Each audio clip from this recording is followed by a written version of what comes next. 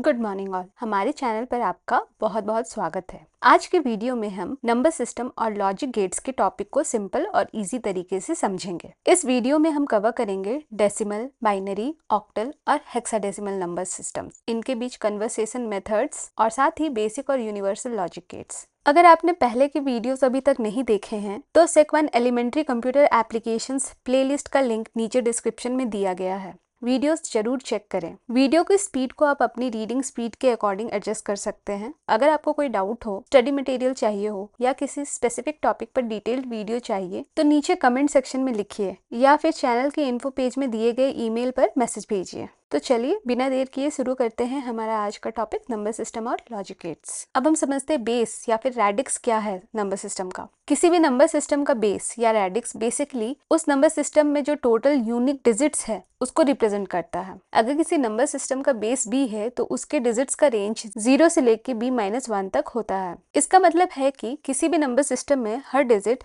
अपने बेस से छोटा ही होता है। एग्जाम्पल के तौर पर डेसिमल नंबर सिस्टम का बेस है 10 तो उसमें डिजिट्स होते हैं 0 से लेके 9 तक। और बाइनरी नंबर सिस्टम का बेस है 2 और उसमें डिजिट्स होते हैं 0 और 1। इस स्लाइड में हम अलग अलग नंबर सिस्टम्स का समरी देख रहे हैं। सबसे पहले है बाइनरी नंबर सिस्टम जिसका बेस या फिर रेडिक्स होता है 2। इसमें डिजिट्स जो यूज होते हैं वो है 0 और 1। टोटल नंबर ऑफ डिजिट्स होता है 2। एग्जाम्पल के तौर पर 1010 या 111। फिर आता है ऑक्टल नंबर सिस्टम। इसका बेस है 8, डिजिट रेंज है 0 से लेकर 7, टोटल डिजिट्स 8 है। एग्जाम्पल 17 या फिर 25। थर्ड है डेसिमल नंबर सिस्टम जो हम डेली लाइफ में यूज करते हैं। इसका बेस होता है 10, इसके डिजिट का रेंज है 0 से 9, टोटल नंबर ऑफ डिजिट्स है 10। एग्जाम्पल के लिए 57 और 245। और फाइनली आता है हेक्साडेसिमल नंबर सिस्टम। इसका बेस है 16, टोटल नंबर ऑफ डिजिट्स भी है 16। इसमें जो डिजिट्स यूज होते हैं वो है 0 से लेके 9 तक और फिर लेटर्स यूज होते हैं A से लेके F तक। तो टोटल काउंट हो जाता है यहाँ पे 10 और यहाँ पे 6, टोटल 16। एग्जाम्पल है A या फिर 1F। ये टेबल आपको एक क्विक रेफरेंस देता है नंबर सिस्टम का। अब हम डिटेल में बाइनरी नंबर सिस्टम को देखते हैं। बाइनरी सिस्टम्स डिजिटल कंप्यूटर्स में यूज होता है और इसमें सिर्फ 2 ही डिजिट होते हैं, 0 और 1। ये डिजिट्स इलेक्ट्रॉनिक पल्सेस को रिप्रेजेंट करते हैं। 0 का मतलब होता है एब्सेंस ऑफ पल्स और 1 का मतलब होता है presence of pulse. Binary number system में हर एक डिजिट एक बिट कहलाता है। 4 बिट का ग्रुप को हम लोग निबल कहते हैं और 8 बिट के ग्रुप को हम लोग बाइट कहते हैं। और किसी भी बाइनरी नंबर में हर बिट की पोजीशन एक स्पेसिफिक पावर ऑफ 2 रिप्रेजेंट करती है क्योंकि बाइनरी का बेस होता है 2। कुछ एग्जाम्पल्स यहाँ पे दिखाए गए हैं बाइनरी नंबर सिस्टम के और लास्ट एग्जाम्पल में आपका फ्रैक्शन पार्ट भी है। नेक्स्ट है हमारा डेसिमल नंबर सिस्टम। इस सिस्टम में 10 डिजिट्स होते हैं और डिजिट्स होते हैं 0 से लेके 9 तक। इसमें हर डिजिट की पोजीशन यानी कि प्लेस वैल्यू एक स्पेसिफिक पावर ऑफ 10 को रिप्रेजेंट करती है। राइट से लेके लेफ्ट तक सक्सेसिव पोजीशंस होते हैं 10 के। यूनिट्स, टेंस, हंड्रेड्स, थाउजेंड्स और आगे की वैल्यू को रिप्रेजेंट करते हैं इस तरह से। चलिए एक एग्जाम्पल से समझते हैं इसे। हमारे पास एक डेसिमल नंबर है 2541। इसमें 1 यूनिट्स प्लेस पर है, 4 टेंस प्लेस पे है, 5 हंड्रेड्स प्लेस पे और 2 थाउजेंड्स प्लेस में है। इसका वैल्यू हम इस तरह से लिख सकते हैं 2 into 1000 plus 5 into 100 plus 4 into 10 plus 1 into 1। ये सम करने पे वैल्यू इतना ही देगा। अब इसको हमने जैसे बात किया कि हर प्लेस आपका रिप्रेजेंट करता है 10 का पावर पे, तो 1 को आप 10 टू द पावर 0 से मल्टीप्लाई कर सकते हो, 4 को 10 का पावर 1 से मल्टीप्लाई कर सकते हो, 5 को 10 का पावर 2 से और 2 को 10 का पावर 3 से। इसी तरह से बाकी नंबर सिस्टम्स में भी उस नंबर सिस्टम का बेस का पावर से ही आपका वैल्यूज कैलकुलेट होता है। नेक्स्ट है ऑक्टल नंबर सिस्टम। इसका बेस 8 है और इसमें जो डिजिट्स यूज होते हैं वो है 0 से लेकर 7 तक। इसको हम लोग बेस 8 नंबर सिस्टम भी कहते हैं। ऑक्टल डिजिट्स को हम 3 बिट्स यूज करके रिप्रेजेंट करते हैं और हर बिट में वैल्यूज का जो रेंज होता है वो 0 से 7 के बीच ही होगा। इसमें हर डिजिट का पोजीशन को हम रिप्रेजेंट कर सकते हैं स्पेसिफिक पावर ऑफ 8 के थ्रू। यहाँ पे कुछ एग्जांपल्स दिए हुए हैं बेस 8 के नंबर के। आप ध्यान रखिए कोई भी डिजिट आपका 0 से लेकर 7 के रेंज के बीच में ही होगा। लास्ट नंबर सिस्टम है हमारा हेक्साडेसिमल नंबर सिस्टम। इसे बेस 16 नंबर सिस्टम भी कहते हैं। इसका बेस होता है 16। इसमें 16 सिंबल्स यूज किया जाता है किसी भी स्पेसिफिक नंबर को रिप्रेजेंट करने के लिए। वो 16 सिंबल्स क्या है? डिजिट्स 0 से लेकर 9 तक और लेटर्स ABCDEF जो रिप्रेजेंट करते हैं आपका न्यूमेरिकल वैल्यू 10 टू 15। ये याद रखना इंपॉर्टेंट है। A का कॉरेस्पॉन्डिंग है 10, B का है 11, C का है 12, D का है 13, ई का है 14 और एफ का है 15।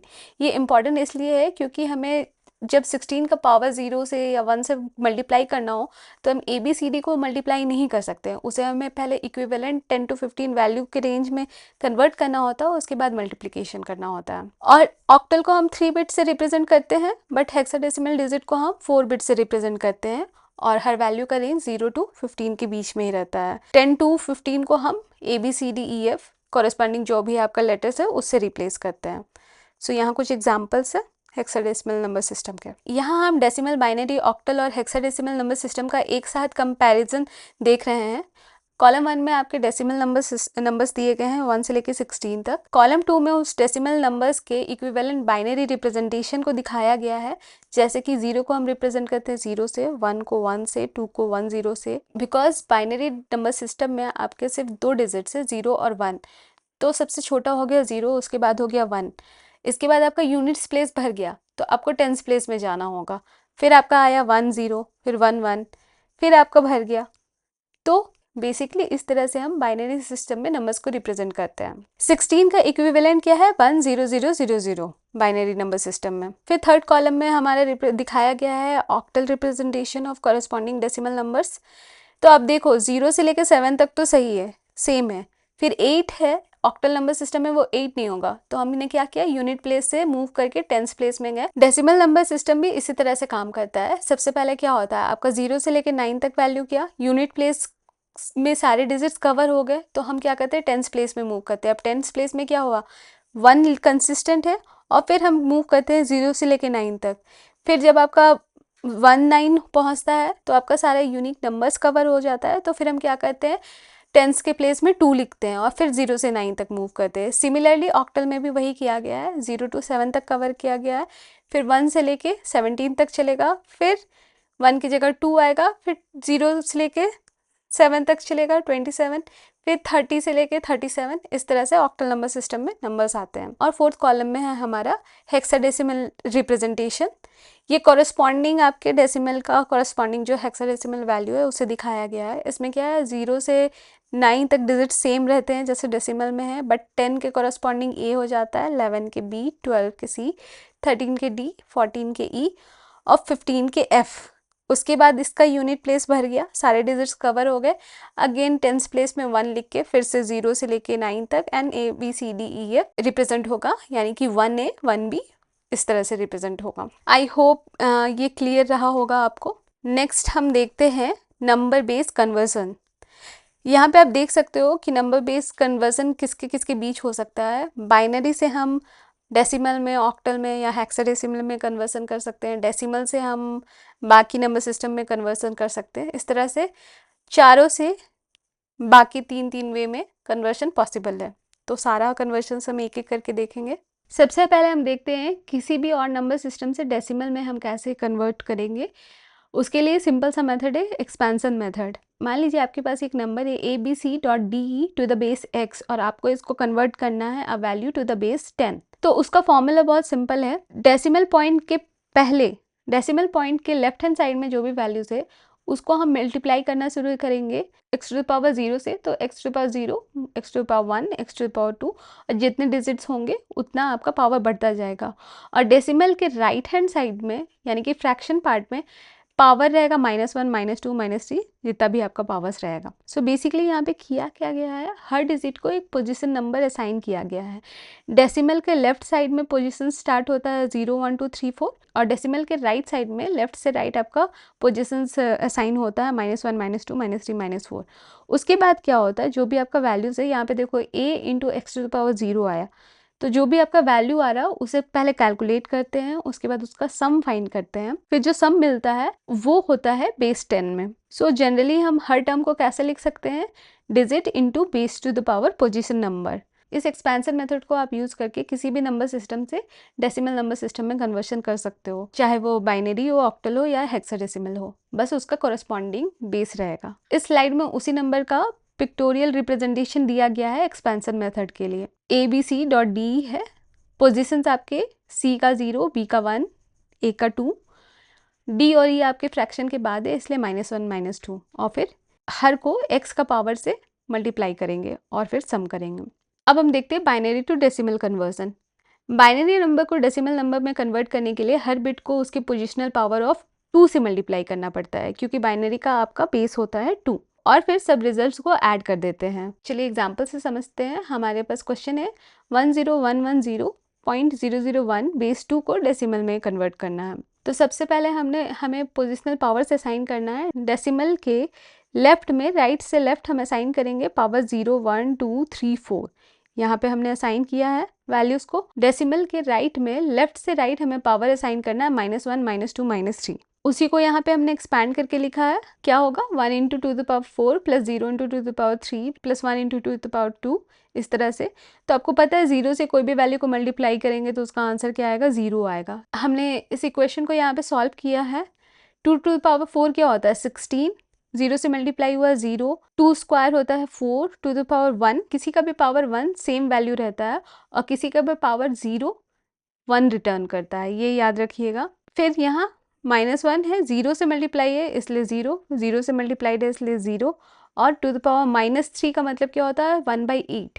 1/8 को आप कैलकुलेट करोगे तो आपका आंसर आएगा 0.125। फिर सारे को हमने सम किया तो आपका आंसर क्या आया? 22.125। सो यही आंसर डेसिमल कन्वर्सन के बाद 22.125 बेस 10।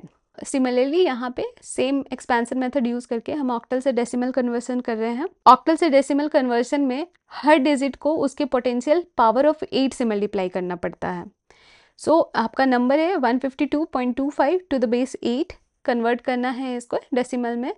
पावर सेम रहेगा, 2 मल्टीप्लाई होगा 8 का पावर 0, 5 मल्टीप्लाई होगा 8 का पावर 1, 1 मल्टीप्लाई होगा 8 का स्क्वायर, और फ्रैक्शन के बाद आपका है 2 मल्टीप्लाई होगा 8 का पावर -1 से, और 5 मल्टीप्लाई होगा 8 का पावर -2 से। इसे सिंप्लीफाई करके कैलकुलेट किया है हमने। सो इसका आंसर क्या आ रहा है?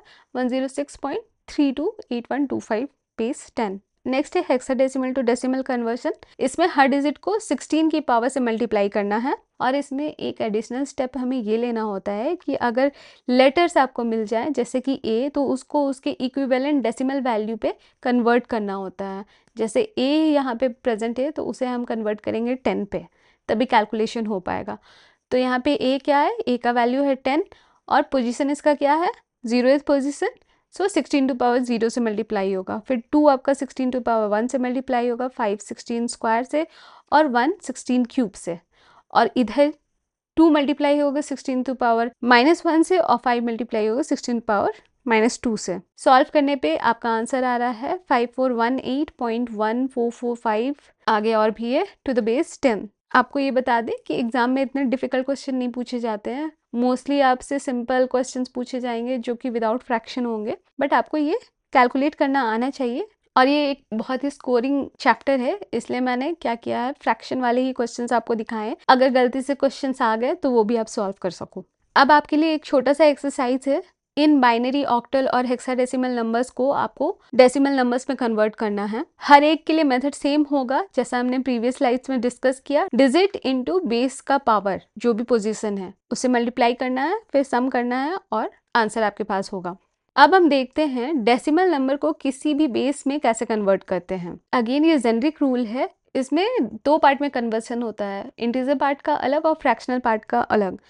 तो इंटीजर पार्ट के लिए हम क्या करते हैं, इंटीजर को टारगेट बेस से बार बार डिवाइड करते हैं, और हर स्टेप पर जो भी रिमाइंडर मिलेगा उसे रिकॉर्ड करके रख लेते हैं। फिर फाइनली उन रिमाइंडर डिजिट्स को हम बॉटम से टॉप डायरेक्शन में राइट करते हैं। और फ्रैक्शन पार्ट को कन्वर्ट करने के लिए हम क्या करते हैं, उस फ्रैक्शन को टारगेट बेस जो भी है 2, 8, 16 उससे बार बार मल्टीप्लाई करते हैं, और हर स्टेप में जो भी इंटीजर पार्ट है उसको हम रिकॉर्ड करते हैं। ये स्टेप तब तक चलता है जब तक कि आपका फ्रैक्शनल पार्ट 0 ना आ जाए। और इसमें हम क्या करते हैं, टॉप से बॉटम की तरफ जो भी इंटीजर पार्ट है उसको रिकॉर्ड करते हैं। तो कंप्लीट फॉर्मूला क्या है, अगर आपके पास एक नंबर है, डेसिमल नंबर है n, इंटीजर पार्ट है f, आपका डेसिमल n इंटीजर पार्ट है, डॉट f फ्रैक्शनल पार्ट है बेस 10। तो इसमें क्या है, n जो इंटीजर पार्ट है उसको हम सॉल्व करेंगे डिवीजन मेथड से, और f जो फ्रैक्शनल पार्ट है उसे हम सॉल्व करेंगे मल्टीप्लिकेशन मेथड से। फिर उसका कंबाइंड रिजल्ट हम लिखेंगे विद डेसिमल पॉइंट। तो n डॉट f बेस 10 क्या हो जाएगा, इंटीजर पार्ट जो भी आया लिखा हुआ रहेगा बॉटम टू टॉप फॉर्मेट में, to the base b dot fractional part to the base p। चलिए हम एग्जाम्पल से समझते हैं। सबसे पहले डेसिमल टू बाइनरी कन्वर्जन।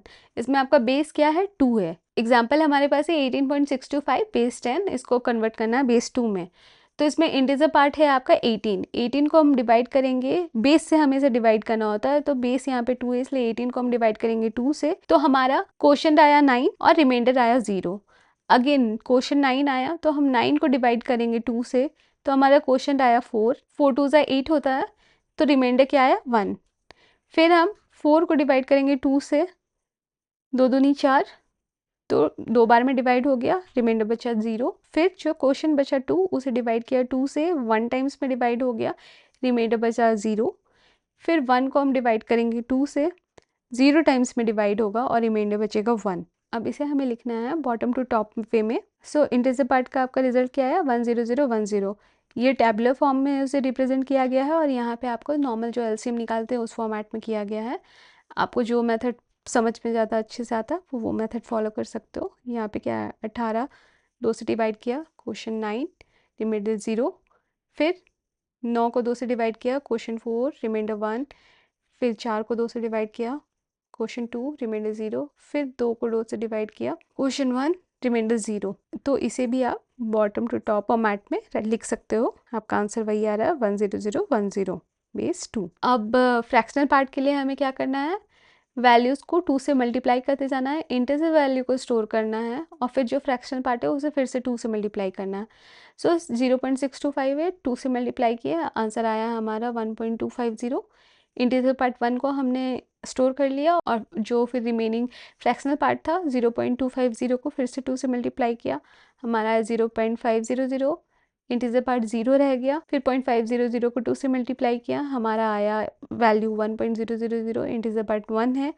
अब क्योंकि फ्रैक्शनल पार्ट आपका 0 हो चुका है, तो आगे मूव करने का ज़रूरत नहीं है, और इसे फिर हम टॉप टू बॉटम वे में लिखते हैं, तो इसका आंसर आएगा 101। अगेन इसे हमने टेबुलर फॉर्मेट में भी दिखाया है, आपको जैसे समझ में आए। और फिर फाइनल आंसर क्या होगा, इंटीजर पार्ट और फ्रैक्शनल पार्ट को कंबाइन करके फाइनल आंसर हमारे पास आ गया 10010.101 बेस 2। चलिए एक और एग्जांपल देखते हैं डेसिमल टू बाइनरी कन्वर्शन का। क्वेश्चन है आपके पास 458.692 बेस 10 है, उसको बेस 2 में कन्वर्ट करना है। अगेन आपका बेस 2 है, तो आपका डिवाइड होगा 2 से और मल्टीप्लाई होगा 2 से। 2 से डिवाइड करने पे आपका इस तरह से रिमाइंडर आ रहा है 111001010, वो हमने लिख लिया। और फ्रैक्शनल पार्ट को 2 से मल्टीप्लाई करने में हमारा जो भी वैल्यूज़ आ रहा है इंटीजर पार्ट, उसे हम टॉप से बॉटम में लिखेंगे 1011।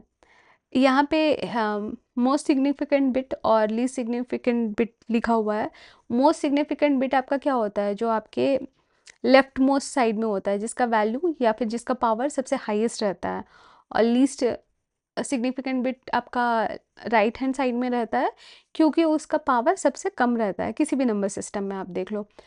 सो यहाँ पे क्योंकि हमारा 1 पे पावर -1 रहेगा, और जैसे जैसे बढ़ते जाओगे माइनस नेगेटिव रहता है, इसलिए मोस्ट सिग्निफिकेंट बिट आपका क्या हुआ, 1 हुआ, और लीस्ट सिग्निफिकेंट बिट कौन सा हुआ, लास्ट का 1 हुआ।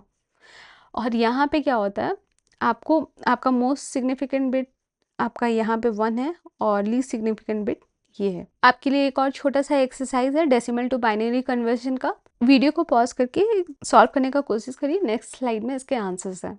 सो ये रहा एक्सरसाइज का सॉल्यूशंस जो हमने अभी डिस्कस किया था। अगर आपका आंसर अलग आ रहा है या कैलकुलेशन में कोई एरर हो रहा है, तो टेंशन मत लीजिए, वीडियो को बैक करके स्टेप बाय स्टेप कॉन्सेप्ट फिर से समझिए और फिर दोबारा ट्राई कीजिए। याद रखिए, प्रैक्टिस से ही कन्वर्सेशंस ईजी और फास्ट हो पाएगा। अगर फिर भी आपके माइंड में कोई डाउट है या कोई आंसर आपको लग रहा है गलत है, तो कमेंट सेक्शन में ज़रूर बताएं। अब देखते हैं हम डेसिमल टू ऑक्टल कन्वर्सन। यहाँ पे ऑक्टल में आपका क्या है, बेस 8 है, तो मल्टीप्लाई भी आपका होगा 8 से फ्रैक्शनल पार्ट, और डिवाइड होगा 8 से इंटीजर पार्ट। अगेन इसमें भी सेम फॉलो होगा, 230 ऑपोजिट वे में लिखा जाएगा, बॉटम से टॉप, और फ्रैक्शनल पार्ट आपका जो है वो टॉप टू बॉटम लिखा जाएगा। तो इसका आंसर क्या है, आप कैलकुलेट करके देख लेना। इसका आंसर क्या है, 230.40651 बेस 8। ये सेम एग्जाम्पल 152.513 बेस 10 को बेस 8 में कन्वर्ट करना है, उसका सॉल्यूशन है टैबुलर फॉर्मेट में। इसमें आपको इंटीजर पार्ट और फ्रैक्शनल पार्ट के कैलकुलेशंस के क्लियर स्टेप्स दिख रहे हैं। अब और एक एग्जांपल है, आप इसे सॉल्व करने का कोशिश करिए। सॉल्यूशन आपके सामने है, खुद से कोशिश करिए सॉल्व करने का, उसके बाद फिर सॉल्यूशन देखिए। फिर ये रहे कुछ एक्सरसाइजेस आपके करने के लिए। वीडियो पॉज करिए, ट्राई करिए और आंसर यहाँ पे दिए गए हैं, आप आंसर भी मिला सकते हो। अब सिमिलरली हम डेसिमल टू हेक्साडेसिमल कन्वर्शन करते हैं। हेक्साडेसिमल का बेस होता है 16, तो इसलिए हम क्या करेंगे, इंटीजर पार्ट के लिए डिवाइड करेंगे 16 से और फ्रैक्शन पार्ट के लिए मल्टीप्लाई करेंगे 16 से। याद रखिए क्योंकि हेक्साडेसिमल नंबर सिस्टम में कन्वर्शन है, तो हमें क्या करना होगा, जो वैल्यूज़ हो गए 10 से लेके 15 तक, उसे उसके कॉरस्पॉन्डिंग लेटर्स में कन्वर्ट करना होगा। सो आफ्टर डिवीज़न हमें वैल्यू मिल रहा है 7, 14 और 4। तो 14 का इक्विवेलेंट हेक्साडेसिमल में होता है E, इसलिए इसका आंसर क्या होगा 7E4। सिमिलरली फ्रैक्शनल पार्ट में आपका इंटीजर पार्ट आ रहा है 10 और 8। 10 का इक्विवेलेंट लेटर होता है A, सो इसका क्या वैल्यू आ रहा है A8। सो आपका फाइनल आंसर क्या है 7E4.A8 बेस 16। अगेन आपके लिए एक्सरसाइज, ट्राई करिए, प्रैक्टिस आउट करिए एंड कोई डाउट हो तो please let me know. Next हम देखेंगे ऑक्टल टू बाइनरी कन्वर्जन। यहाँ पर आप देख सकते हैं ऑक्टल डिजिट 0 to 7 का बाइनरी इक्विवेलेंस क्या है। हर ऑक्टल डिजिट को हम एग्जैक्टली 3 बिट बाइनरी नंबर से रिप्रेजेंट करते हैं, जैसे कि 0 को 000 से, 1 को 001, 2 को 010, 3 को 011, 4 100, 5 101, 6 110 और 7 का वैल्यू होता है 111। ये टेबल आप याद कर लीजिएगा, ओवर टाइम काफ़ी आसान है, आपको याद हो जाएगा। इस टेबल के हेल्प से ऑक्टल टू बाइनरी और बाइनरी टू ऑक्टल कन्वर्जन काफ़ी क्विक और इजी हो जाता है।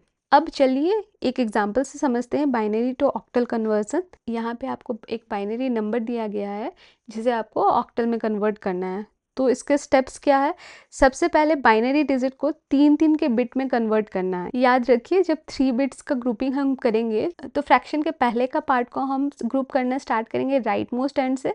मतलब पहला ग्रुप हो गया आपका 001, फिर दूसरा ग्रुप हो गया आपका 101, तीसरा ग्रुप हो गया आपका 110 और चौथा ग्रुप हो गया आपका 111। याद रखिए यहाँ पे आपका ग्रुप्स जो आ रहा है वो 3 के फॉर्मेट में सही से आ रहा है। अगर लास्ट वैल्यू और एक 1 होता है तो हमें 3 के ग्रुप में कन्वर्ट करने के लिए ज़ीरोज़ के साथ पैडिंग कर सकते हैं लेफ्ट हैंड साइड में, क्योंकि उसका वैल्यू कुछ होता नहीं है। फ्रैक्शन के पहले लेफ्ट मोस्ट साइड में जो ज़ीरोज़ होते हैं उसका कोई वैल्यू नहीं होता, और फ्रैक्शन के बाद राइट मोस्ट साइड में जो ज़ीरोज़ होते हैं उसका कोई वैल्यूज़ नहीं होता है, इसलिए हम पैडिंग उस तरह से कर सकते हैं। सिमिलरली आप देखो फ्रैक्शन के बाद का वैल्यूज़ को हम क्या करेंगे, लेफ्ट हैंड साइड से ग्रुपिंग करना स्टार्ट करेंगे। तो पहला ग्रुप क्या है 001 और दूसरा ग्रुप क्या है 1। बिकॉज सिंगल डिजिट है, 3 डिजिट हमें ऐड करना है, तो उसे हम क्या करेंगे 100। सो ये आपके ग्रुप्स बन गए हैं। अब हर ग्रुप को हम ऑक्टल इक्विवेलेंट में कन्वर्ट कर देंगे। अगर आपको प्रीवियस टेबल ये वाला याद हो जाएगा तो आपके लिए ये कन्वर्शन फिर काफ़ी आसान हो जाएगा। याद रखना बहुत आसान है।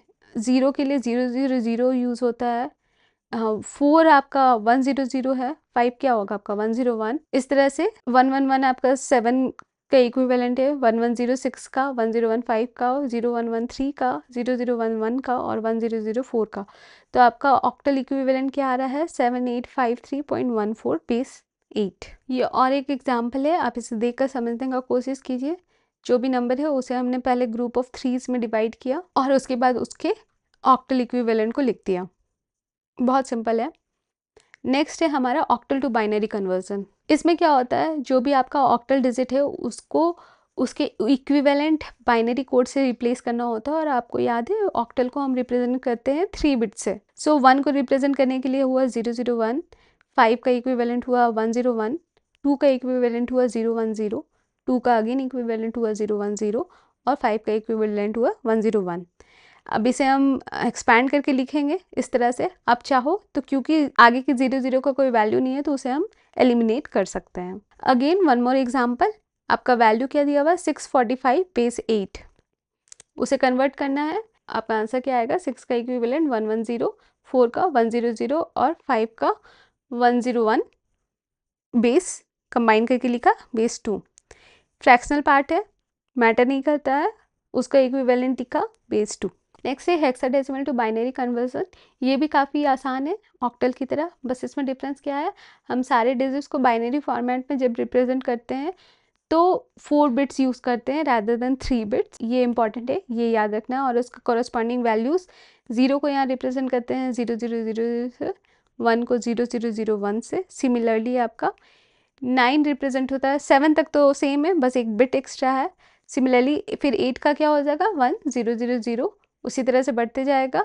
और f का वैल्यू क्या होगा 1111। ये टेबल भी आपको याद हो जाएगा तो हेक्साडेसिमल टू बाइनरी और बाइनरी टू हेक्साडेसिमल कन्वर्जन आपके लिए बहुत आसान हो जाएगा, कोई कैलकुलेशन करने का ज़रूरत नहीं है। तो हम देखते हैं बाइनरी टू हेक्साडेसिमल कन्वर्जन। आपके पास नंबर दिया गया है, सेम पैटर्न आप फॉलो करोगे। डेसिमल के लेफ्ट साइड में आप राइट मोस्ट से 4 के ग्रुप में बिट्स को डिवाइड करोगे। अगर ज़रूरत पड़ा तो एक्स्ट्रा जीरोस पे ऐड करोगे लेफ्ट मोस्ट साइड में। यहाँ 111 है, उसमें हमने एक 0 को ऐड किया तो हमारा ग्रुप ये बना।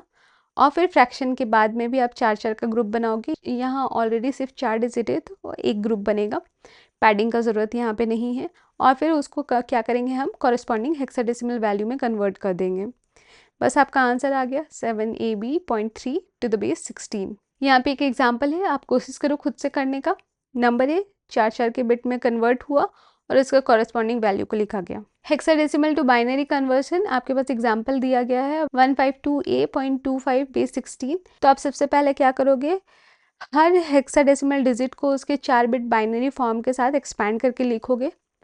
और फिर क्या करोगे, जो भी लीडिंग ज़ीरोज़ है फ्रैक्शन के पहले और जो भी ज़ीरोज़ रहेगा फ्रैक्शन के एंड में, उसे आप चाहो तो रिमूव कर सकते हो, तो आपका आंसर आ जाएगा। यहाँ और एक एग्जांपल है, ट्राई करो खुद से सॉल्व करने का। नेक्स्ट है ऑक्टल टू हेक्साडेसिमल कन्वर्जन। ये इंटरेस्टिंग है। सबसे पहले आप क्या करोगे, हर ऑक्टल वैल्यू को 3 बिट बाइनरी इक्विवेलेंट से रिप्लेस करोगे।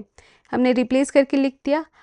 अब क्या करना है, अब उस बाइनरी नंबर को 4 बिट्स के ग्रुप में डिवाइड करो। ये हमने डिवाइड कर लिया। अब क्या करो, अब 4 बिट्स के जो ग्रुप है उसको इक्विवेलेंट हेक्साडेसिमल डिजिट्स में कन्वर्ट कर दो।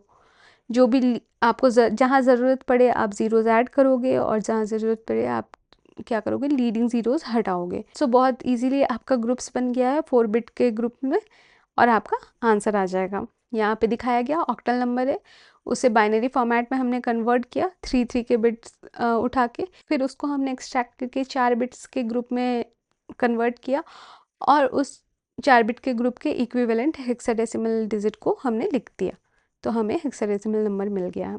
Similarly hexadecimal to octal conversion में भी वही करना है। हेक्साडेसिमल को कॉरेस्पॉन्डिंग 4 बिट बाइनरी डिजिट को लिखना है। अब उस डिजिट को ग्रुप करना है 3 बिट्स के फॉर्मेट में और फिर 3 बिट्स के फॉर्मेट के इक्विवेलेंट ऑक्टल डिजिट को हमें लिखना है। बस यही था नंबर सिस्टम्स। अब नंबर सिस्टम में कभी कभी आपके क्वेश्चन पूछ दिए जाते हैं बाइनरी कोड्स से, तो बाइनरी कोड्स का हम थोड़ा सा इंट्रो देख लेते हैं। बाइनरी कोड्स होते क्या है? बाइनरी कोड का मतलब है कि डेटा को जीरोस और वंस के फॉर्म में रिप्रेजेंट करना। हर टाइप के बाइनरी कोड के स्पेसिफिक रूल्स और एप्लीकेशंस होते हैं। बाइनरी कोड को रिप्रेजेंट करने के 2 मेथड्स हैं। पहला है नंबर रिप्रेजेंटेशन। इसमें आपके 2 टाइप्स आते हैं। पहला है BCD यानी कि बाइनरी कोडेड डेसिमल्स। इसमें आपके डिजिट्स होते हैं 0 से लेके 9 तक और इसको 4 बिट्स बाइनरी फॉर्मेट में रिप्रेजेंट किया जाता है। जैसे कि 59 को हम रिप्रेजेंट करेंगे 4 बिट्स के फॉर्मेट में, तो 5 का इक्विवेलेंट क्या है 4 बिट्स में 0101 और 9 का इक्विवेलेंट क्या है 1001। Same to hexadecimal conversion. फिर दूसरा टाइप है आपका नंबर रिप्रेजेंटेशन में ग्रे कोड। इसमें क्या होता है, सक्सेसिव वैल्यूज में सिर्फ 1 बिट का डिफरेंस होता है और ये डिजिटल सर्किट्स और एनकोडर्स में एरर को रिड्यूस करने के लिए काफ़ी यूजफुल होता है। Next type of binary code आपका है कैरेक्टर कोड्स यानी कि कैरेक्टर रिप्रेजेंटेशन। इसमें आपके 4 फॉर्मेट्स आते हैं। पहला है आपका ASCII। ASCII का फुल फॉर्म्स इंपॉर्टेंट है। ASCII का फुल फॉर्म होता है American standard code for information interchange. ये 7 या 8 बिट कोड होता है जो लेटर्स, डिजिट्स और कॉमन सिंबल्स के लिए यूज़ किया जाता है।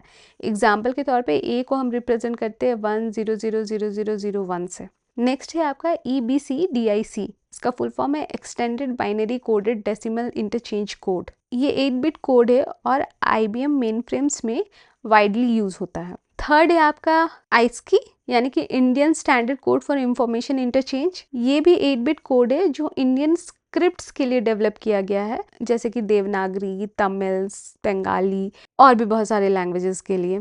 एंड देन फोर्थ और लास्ट है यूनिकोड जो कि यूनिवर्सल स्टैंडर्ड है और ये 16 या फिर 32 बिट का कोड होता है और दुनिया में सारे लैंग्वेजेस और सिंबल्स को सपोर्ट करता है। अब हम शुरू करेंगे लॉजिक गेट्स। तो स्टार्ट करते हैं। लॉजिक गेट्स होता क्या है? लॉजिक गेट्स को हम डिजिटल सिस्टम का बेसिक बिल्डिंग ब्लॉक्स कह सकते हैं। ये एक इलेक्ट्रॉनिक सर्किट होता है जिसमें एक या उससे ज़्यादा इनपुट्स होते हैं और हमेशा एक सिंगल आउटपुट मिलता है। ये गेट्स बूलियन अलजेब्रा पे काम करते हैं और लॉजिकल ऑपरेशंस परफॉर्म करते हैं। जो भी आउटपुट आता है वो हमेशा इनपुट के कॉम्बिनेशंस पे डिपेंड करता है। लॉजिकल गेट्स हमें ऑलमोस्ट हर डिजिटल डिवाइस में दिखेंगे, चाहे वो कंप्यूटर हो, फोन्स हो, मेमोरी यूनिट्स हो या फिर कुछ और। लॉजिक गेट्स के सिर्फ दो बाइनरी स्टेट होते हैं, पहला है 0 या फिर ऑफ या फिर लो, और दूसरा है ऑन या 1 या हाई। एक सिंपल एग्जांपल ले लीजिए और बल्ब को विजुअलाइज कीजिए। अगर इनपुट 0 है तो इसको हम कह सकते हैं कि स्विच ऑफ है।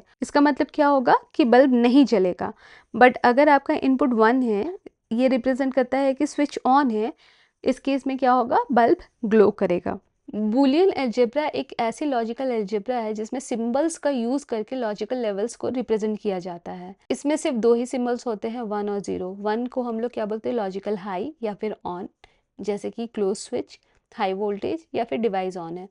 और दूसरा है 0 जिसको हम बोलते हैं लॉजिकल लो या ऑफ, जैसे कि ओपन स्विच, लो वोल्टेज या फिर डिवाइस ऑफ है। बूलियन अलजेब्रा को समझने के लिए एक इम्पॉर्टेंट टूल यूज होता है, वो है ट्रुथ टेबल। ट्रुथ टेबल में किसी भी लॉजिक गेट या सर्किट के सारे पॉसिबल इनपुट कॉम्बिनेशंस के लिए कॉरस्पॉन्डिंग आउटपुट को लिस्ट किया जाता है। जो भी इनपुट्स होते हैं या आउटपुट होते हैं वो हमेशा 0 या फिर 1 के फॉर्म में लिखे जाते हैं। 0 का मतलब होता है फॉल्स या ऑफ और 1 का मतलब होता है ट्रू या ऑन। अब हम देखते हैं types of logic gates. Logic gate एक ऐसा डिजिटल सर्किट है जो डेटा का फ्लो लॉजिकल रूल्स के बेसिस पर कंट्रोल करता है। ये डिसाइड करता है कि इनपुट वैल्यूज के बेसिस पर सिग्नल को अलाउ करना है या फिर उसे ब्लॉक कर देना है। लॉजिक गेट्स मेनली 3 कैटेगरी में डिवाइड होते हैं। सबसे पहला है बेसिक लॉजिक गेट्स। इसके अंदर आते हैं आपके एंड और नॉट गेट। दूसरा है यूनिवर्सल लॉजिक गेट्स। इसके अंदर आते हैं आपके नैंड और नॉर। और तीसरा है अदर लॉजिक गेट्स जिसके अंदर आपके आते हैं एक्सऑर और एक्सनॉर। नैंड और नॉर गेट को हम यूनिवर्सल गेट्स कहते हैं क्योंकि इन दोनों गेट्स का यूज करके हम कोई भी डिजिटल सर्किट बना सकते हैं। आप एक बात समझ लो, सारे जो गेट्स है अदर देन नॉट, 2 या उससे ज़्यादा इनपुट्स लेते हैं और सिंगल आउटपुट देते हैं। नॉट क्या करता है? सिंगल इनपुट लेता है और सिंगल आउटपुट देता है। सबसे पहले है एंड गेट। एंड गेट एक ऐसा लॉजिक गेट है जिसमें 2 या उससे ज़्यादा इनपुट्स होते हैं और एक सिंगल आउटपुट होता है। इस गेट का रूल सिंपल है, अगर सारे इनपुट वैल्यूज़ 1 होंगे तभी आउटपुट आपका 1 होगा, नहीं तो अगर एक भी इनपुट वैल्यू आपका 0 आता है तो आपका आउटपुट भी 0 होगा। इसको हम रिप्रेजेंट करते हैं, सपोज y आपका आउटपुट है तो इसको हम रिप्रेजेंट करते हैं y is equal to A and B के थ्रू, या फिर इसे हम लिख सकते हैं a डॉट बी। ये आपका लॉजिकल डायग्राम है एंड गेट का। 2 इनपुट्स जा रहे हैं आपके a और b। एंड गेट को हम रिप्रेजेंट करते हैं बिग D शेप से और रिजल्ट आपका आउटपुट आ रहा है c जिसको रिप्रेजेंट किया है a डॉट बी से। ये है आपका truth table. c is equal to a dot B है आपका algebraic expression for and gate और ये है आपका ट्रुथ टेबल 2 इनपुट्स के लिए। अगर a और b 2 इनपुट है तो उसके क्या क्या पॉसिबल कॉम्बिनेशंस हो सकते हैं और उसके कॉरस्पॉन्डिंग क्या आउटपुट होगा। रूल क्या है? अगर आपका सारा इनपुट्स 1 होगा तभी आपका आउटपुट 1 होगा, अगर कोई भी वैल्यू 0 होता है तो आपका आउटपुट 0 होगा। सो कॉम्बिनेशन क्या होते हैं? या तो दोनों 0 है, या तो a 0 है b 1 है, या फिर a 1 है b 0 है, या फिर दोनों 1 है। सो आपके करस्पॉन्डिंग आंसर्स क्या हो रहे हैं? सिर्फ दोनों 1 1 रहेगा, उसके केस में आपका आउटपुट 1 आएगा, बाकी केसेस में 0। यहाँ पे आपका 3 इनपुट एंड गेट दिखाया गया है। ए बी सी आपके इनपुट है और आपका आउटपुट आ रहा है y is equal to A dot B dot C.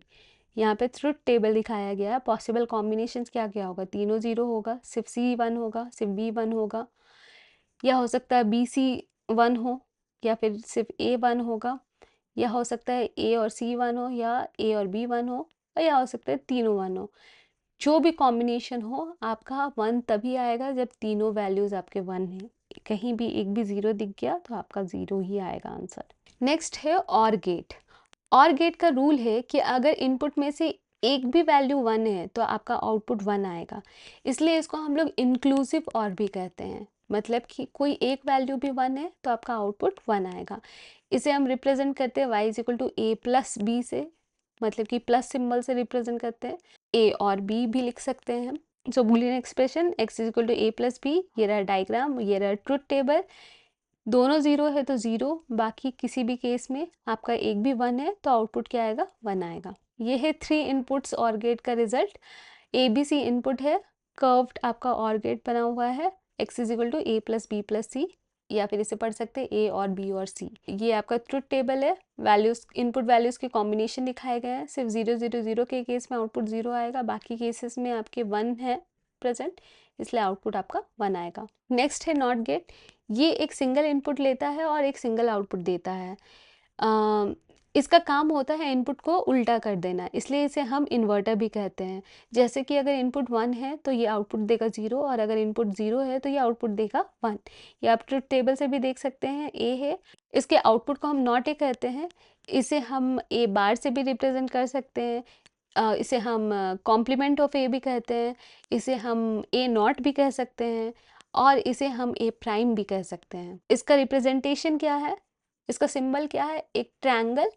Triangle आपका एक बफर होता है जो जैसा वैल्यू है उसे एज इट इज़ देता है। ट्रायंगल के आगे जब छोटा सर्कल लगाते हैं तो उसे हम क्या कहते हैं, नॉट गेट। रिप्रेजेंटेशन का तरीका देख लो, a prime, a bar, not a, या फिर a नॉट। नेक्स्ट है हमारा नॉर गेट। नॉर गेट को हम नॉट और गेट भी बोलते हैं, क्योंकि बेसिकली ये एक और गेट के बाद में नॉट गेट लगाया हुआ होता है। इसका आउटपुट तभी 1 होता है जब सारे इनपुट्स आपके 0 होते हैं। अगर कोई भी इनपुट 1 हो जाता है तो फिर इसका आउटपुट आपका 0 होता है। बूलियन एक्सप्रेशन में इसे रिप्रेजेंट करते हैं y इक्वल टू a और b का प्राइम। इसको हम इस तरह भी पढ़ सकते हैं, नॉट ऑफ a और b। आप इसका ट्रुथ टेबल बनाओगे तो आप देखोगे बेसिकली और गेट का जो रिजल्ट होता है उसका कंप्लीट उल्टा होता है, बिकॉज और गेट में ही नॉट लगाने पे आपका नॉर गेट का रिजल्ट आता है। यहाँ पे आप देख सकते हो नॉर गेट का लॉजिक सर्किट, हाँ, जो कि आप a और b है उसमें और गेट लगाया गया है, रिजल्ट आया आपका a प्लस बी, उसमें फिर नॉट गेट लगाया गया है तो आपका रिजल्ट आया a प्लस बी प्राइम। और उसको सिंबॉलिकली हम रिप्रेजेंट करते हैं दोनों को कंबाइन करके। तो हमने क्या किया, और गेट में ही स्टार्टिंग में जब हम छोटा सा सर्कल लगा देते हैं तो ये नॉर गेट का सिंबल है। यहाँ पे आप 2 इनपुट और 3 इनपुट्स के लिए नॉर गेट का रिजल्ट देख सकते हो, ये डायग्राम है उसका। यहाँ पे आप 2 इनपुट और 3 इनपुट के लिए नॉर गेट का सर्किट डायग्राम और ट्रुथ टेबल देख सकते हो। 2 के केस में आपका क्या आ रहा है, a और b नॉर गेट है, रिजल्ट आ रहा है q। यहाँ पे a b c है, नॉर गेट बना हुआ है with small dot representing not, और रिजल्ट आ रहा है आपका y। ट्रुथ टेबल में आपका क्या है, a और b है वैल्यूज, पॉसिबल कॉम्बिनेशन से a नॉर b का वैल्यू क्या होगा, तभी आएगा 1 जब आपके सारे इनपुट्स 0 हो। सो 1 0 0 0। सिमिलरली 3 इनपुट्स के केस में भी आपका तभी 1 आएगा आउटपुट में जब सारे वैल्यूज आपके 0 है, बाकी केसेस में आपके रिजल्ट आएंगे 0। नेक्स्ट है हमारा नैंड गेट। नैंड गेट को हम नॉट एंड गेट भी कहते हैं। ये क्या होता है, एसेंशियली एक नॉट गेट लगाया जाता है एंड गेट के रिजल्ट पे। इसका रूल ये है कि आउटपुट सिर्फ तब 0 होगा जब सारे इनपुट्स 1 हो। अगर कोई भी इनपुट 0 होता है तो आउटपुट हमेशा 1 रहेगा, और इसे हम रिप्रेजेंट करते हैं a डॉट बी प्राइम से, और इसे हम बोल सकते हैं not of a and b। तो यहाँ पे 2 इनपुट के लिए आपका सर्किट डायग्राम और ट्रुथ टेबल दिखाया गया है। a और b है, पहले एंड गेट लगाया गया, फिर उसके ऊपर नॉट गेट लगाया गया, तो आपका रिजल्ट आया not of a dot b। उसको हम कंबाइन करके इस तरह से रिप्रेजेंट करते हैं, पहले तो एंड गेट का सिंबल और उसमें टाइनी सर्कल रिप्रेजेंट करता है नैंड गेट को। यहाँ ट्रुथ टेबल में आपको पॉसिबल कॉम्बिनेशंस दिखाए गए हैं। जब सारे इनपुट वैल्यूज आपके 1 होते हैं तभी रिजल्टेंट आउटपुट आपका 0 आता है। अगर कहीं भी आपका इनपुट वैल्यू 0 हो जाता है तो रिजल्टेंट आउटपुट आपका 1 आता है। यहाँ पे 3 इनपुट वैल्यूज़ के लिए नैंड गेट को रिप्रेजेंट किया गया है, और ये उसका कॉरस्पॉन्डिंग ट्रुथ टेबल है। सारा इनपुट 1 है तभी 0 होगा, बाकी केसेस में आपका आउटपुट 1 होगा। नेक्स्ट हम देखते हैं universal logic gets. Universal logic gets वो गेट होता है जो कोई भी बूलियन फंक्शन इम्प्लीमेंट कर सकता है बिना किसी और टाइप के गेट को यूज़ किए हुए। सबसे कॉमन एग्जांपल है यूनिवर्सल लॉजिक गेट्स का नैंड और NOR gates. Practical point of view से यूनिवर्सल लॉजिक गेट्स काफ़ी फ़ायदेमंद होते हैं क्योंकि नैंड और नॉर गेट आपका इकोनॉमिकल होता है और ये बेसिक बिल्डिंग ब्लॉक्स है जो हर digital integrated circuit logic family में यूज़ होता है। यानी अगर आपके पास सिर्फ नैंड या फिर सिर्फ नॉर गेट है तो भी आप कोई भी कॉम्प्लेक्स डिजिटल सर्किट डिज़ाइन कर सकते हो। यहाँ पे आप देख सकते हो कि सिर्फ नॉर गेट यूज़ करके किस तरह से हम सारे बेसिक गेट्स बना सकते हैं। जैसे कि आपका और गेट बन रहा है, फिर आपका एंड गेट बन रहा है, नैंड गेट बन रहा है, नॉट गेट बन रहा है, बफर बन रहा है, एक्सक्लूसिव और बन रहा है और एक्सक्लूसिव नॉर बन रहा है। इन सबको सिर्फ नॉर गेट के डिफरेंट कॉम्बिनेशन के हेल्प से इम्प्लीमेंट किया गया है। बफर गेट का मतलब होता है ऐसा गेट जो भी वैल्यू है उसे as it is pass on कर देता है। सिमिलरली यहाँ पे आप देख सकते हो कि नैंड यूनिवर्सल गेट के हेल्प से हम अलग अलग combinations of NAND gate implement करके कोई भी लॉजिकल सर्किट बना सकते हैं। नेक्स्ट गेट है एक्सऑर, जिसे हम बोलते हैं एक्सक्लूसिव ऑर गेट। ये एक डिजिटल लॉजिक गेट है जो कि दो या उससे ज़्यादा इनपुट एक्सेप्ट करता है और सिंगल आउटपुट देता है। इसका ग्राफिकल रिप्रेजेंटेशन कुछ इस तरह से किया जाता है। और गेट है, उसके लेफ्ट साइड में एक और एक्स्ट्रा कर्व ऐड किया हुआ रहता है। इसे हम रिप्रेजेंट करते हैं ए एक्स और बी के थ्रू, और इस तरह से भी हम रिप्रेजेंट कर सकते हैं A prime B plus A B prime. इसे हम इस तरह भी पढ़ सकते हैं नॉट ए एंड बी और ए एंड नॉट बी। इसका रूल ये है कि अगर सिर्फ एक इनपुट हाई है तो आउटपुट हाई आएगा, अगर दोनों इनपुट्स हाई है या फिर दोनों इनपुट लो है तो आउटपुट आपका हमेशा लो होगा। ट्रुथ टेबल में देखकर समझना ज़्यादा आसान होगा। ए और बी का वैल्यू है, दोनों इनपुट लो है तो आउटपुट आपका लो है। एक हाई है दोनों केस में तो आउटपुट आपका हाई है, दोनों हाई है तो भी आपका आउटपुट हाई रहेगा। एक्सऑर सर्किट को अगर हम सिंप्लीफाई करके देखें तो क्या है, ए है और नॉट ऑफ बी है, इसका रिजल्ट आया ए नॉट बी, और फिर यहाँ पे बी है और नॉट ऑफ ए है, उसे एंड किया तो आपका रिजल्ट आया नॉट ए डॉट बी, और फिर दोनों में हमने और गेट लगाया, वही आपका रिजल्टेंट आउटपुट आता है ए एक्स और बी का, जो कि इक्विवेलेंट है ए नॉट बी और नॉट ए बी। नेक्स्ट और लास्ट है आपका एक्सनॉर गेट। इसका सिंबॉलिक रिप्रेजेंटेशन इस तरह से है, एक्सऑर गेट में हम एक छोटा सा नॉट का सर्कल लगा देते हैं तो आपका ये रिप्रेजेंट करता है एक्सनॉर गेट, और इसको हम लोग एक्सक्लूसिव नॉर गेट भी बोलते हैं। इसका रूल ये है कि अगर दोनों इनपुट आपके सेम है, या तो हाई या तो लो, तो आपका आउटपुट क्या होगा, हमेशा हाई होगा। और अगर इनपुट्स अलग अलग है, एक हाई है एक लो है, डिफरेंट है, तो आपका आउटपुट लो होगा। इसे हम इस तरह से रिप्रेजेंट करते हैं ए डॉट बी और नॉट ए नॉट बी, या तो दोनों हो या तो दोनों ही ना हो। ये आपका circuit diagram, simplified circuit diagram और ट्रुथ टेबल। यहाँ पे क्या है, हमने सिंपली एक नॉट लगाया है एक्स और के पहले में, इसे हम रिप्रेजेंट करते हैं ए एक्स और बी का प्राइम, या फिर हम इसे सिंप्लीफाई करके बोल सकते हैं ए एंड बी और not a not be. Equivalent truth table आप देख सकते हो, अगर दोनों वैल्यू 0 है तो आउटपुट 1 आएगा, दोनों वैल्यू 1 है तो आउटपुट 1 आएगा, एक भी वैल्यू अगर वैल्यूज डिफरेंट है तो आउटपुट आपका 0 आएगा। यहाँ पर आप देख सकते हैं बेसिक और यूनिवर्सल गेट्स के ग्राफिकल सिंबल्स। यहाँ पे देखो अब बफर दिखाया गया है, ये क्या करता है, इनपुट सिग्नल्स को जो है जैसा आता है वैसे ही बिना बदले ही आउटपुट पर ट्रांसफर कर देता है और सिग्नल को बस स्ट्रॉन्ग बनाता है। ये है and gate, or gate, buffer, XOR, NAND, NOR, NOT और एक्सनॉर के सिंबल्स। यहाँ पे अब एक और दो इनपुट वैल्यूज के लिए हर गेट के कॉरस्पॉन्डिंग ट्रुथ टेबल को दिखाया गया है। यस यानी कि बफर क्या करता है, जो इनपुट है उसे एज इट इज़ आउटपुट करता है। नॉट क्या करता है, जो भी वैल्यू उसको रिवर्स करके देता है। एंड क्या करता है, आपका अगर सारा इनपुट 1 हो तो 1 देता है वरना 0 देता है। और क्या करता है, अगर एक भी वैल्यू 1 है तो 1 देता है वरना 0 देता है। एक्स और क्या करता है, अगर आपका इनपुट वैल्यूज सेम है तो आपका 0 आता है, अगर इनपुट वैल्यूज डिफरेंट है तो आपका 1 देता है। नैंड एंड का रिवर्स करता है, अगर वैल्यूज आपके सारे 1 है तो 0 देता है वरना 1 देता है। नॉर और का रिवर्स है, मतलब कि अगर आपके दोनों वैल्यू 0 है तो आउटपुट 1 आएगा वरना फिर 0 आएगा।